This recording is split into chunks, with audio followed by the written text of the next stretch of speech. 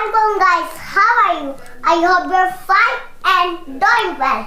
Guys, मैं Noor Singh channel Ayesha Noor Faseeha Noor बात कर रही हूँ। Yes guys, आज मैं आपको English to Urdu to English sentence बताऊंगी जो कि बहुत डिफिकल्ट हैं। Okay, let's start.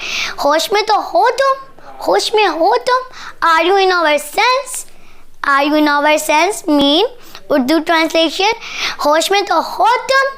नेक्स्ट, उसने पैसों के लिए शादी की, उसने पैसों के लिए शादी की। He married for money, for money. यहाँ से चले जाओ, यहाँ से जाओ, गो फ्रॉम हेयर, यहाँ से जाओ, गो फ्रॉम हेयर। एक बार और सोच लो, एक बार और सोच लो, थिंक वंस। एक बार और सोच लो, थिंक वंस। एक बार और सोच लो, थिंक्स वंस। मैं तुमसे कुछ पूछ रही हूँ, मैं तुमसे कुछ asking for you something. I am asking you something.